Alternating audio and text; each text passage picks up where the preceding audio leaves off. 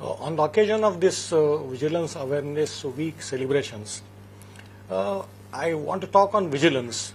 Now, everybody here speaks of vigilance. What is basically vigilance? Vigilance is a state of mind. Vigilance, though its dictionary meaning means alertness and watchfulness, it is something which has been ingrained in us ever since our childhood. As far as vigilance in an organizational environment means, it basically means compliance with the rules, regulations, systems and procedures and the policies and practices of that organization. Because if we don't follow that, it can lead to decline in performance of the organization, it can lead to a mishap, it can lead to reduction in profitability, it can jeopardize the interest of the bank, and in extreme cases, it can even threaten the existence of the organization itself. That is why vigilance is very important from the point of view of an organization. Now somebody will ask me, if vigilance does all that, how can we do business? Or whether vigilance is the activity which will hinder the business performance of an organization. As we have just said, that vigilance is basically self-governance. If everybody in the organizations improves his self-governance, the corporate governance of the company or the organization will improve. So vigilance is definitely not an hindrance to the activities or the business of an organization. In fact, it improves efficiency and effectiveness of an organization. Why vigilance is so important for banks? The reasons are that the banks are custodians of public funds.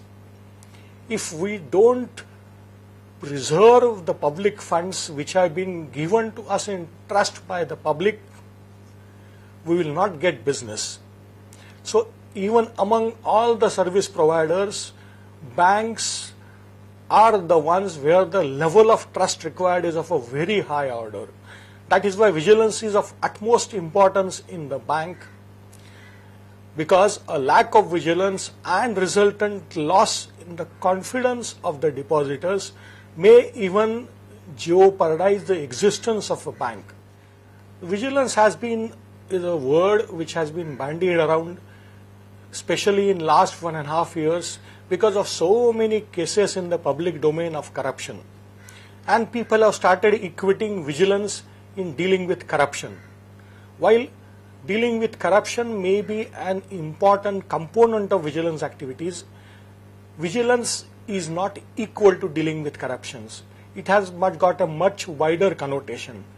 Vigilance deals with rooting out of not only corruption, but of practices which are detrimental to the interest of an organization. It means that you also uproot serious irregularities, or you take action against people who are indulging in activities which are illegal, which are fraudulent, and which can cause ultimate damage to an organization. In vigilance parlance, there is something called 5 P's of vigilance. The first P being predictive vigilance. By predictive vigilance, we mean that you identify areas in an organization which are most prone to corruption or malpractices. Then you tighten the norms and tighten the compliance around these areas. Another method by which this can be attempted is job rotation. So nobody really is able to develop vested interest. The second P of vigilance is proactive vigilance. The proactive vigilance is to bring in more transparency, reducing chances to exercise discretion so as to minimize corruption. Third one is to take help of technology so that you adopt measures like e-payment, reverse auction, so that your procurement process becomes more transparent and more just. The third one is a participative vigilance. As anybody can guess, it is not possible for only the Chief Vigilance Officer of the organization or the number of officers in the vigilance department to enforce vigilance throughout the organization. For this, he has to have cooperation of each and everybody Only if everybody starts adopting vigilance in their stride, only then the organization can become truly vigilant. This is called participative vigilance. Participative vigilance takes another form in whistleblowing policies.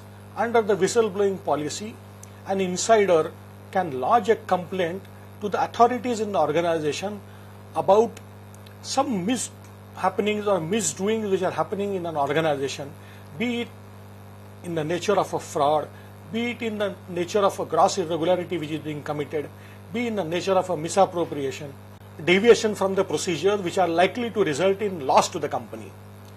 This is the whistleblower policy concept. Another one is the conducting vigilance awareness programs for all members of staff. The fourth P is called the preventive vigilance. In preventive vigilance, you continuously review the systems and procedure and try to plug the loopholes or try to make them more simpler, because the more complex is the procedure, more complex are the instructions, the chances are that people will interpret it to their advantage, and that increases the scope for corruption. It also means you conduct surprise visits to the branches, surprise visits to the offices.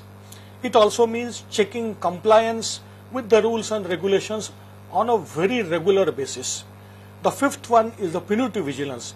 The punitive vigilance, unfortunately, has a negative connotation, and I'm very sorry to say that vigilance department earns a bad name because of the punitive vigilance aspect in an organization. Punitive vigilance basically means identification of officers who are corrupt, identification of officers who are grossly negligent.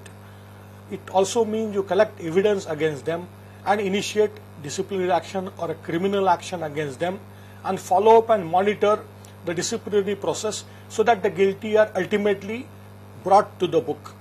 The apex organization in this country, which is required to oversee elimination of corruption, as also vigilance related matters pertaining to the Government of India or its departments, or the public sector undertakings, or all the important organizations coming under the ambit of Government of India, is the Central Vigilance Commission. The Central Vigilance Commission is a statutory body. The Central Vigilance oversees all vigilance related affairs of the organizations I have already spoken. In addition to this, it also has a special wing called the Chief Technical Examiners Wing. The Chief Technical Examiners Wing of the Central Vigilance Commission, it monitors on a regular basis the procurement, the public procurement done by all these organizations. It is done through quarterly returns. Not only that, it can also conduct is on-the-spot inspections. The on-the-spot inspections, especially in view of a large contract, are done by the CTE for various reasons. That is to ensure that the substandard material is not procured by the contractor. It is to ensure that there is no undue benefit extended to the contractor or the supplier. Third, there is no extra or ostentatious expenditure.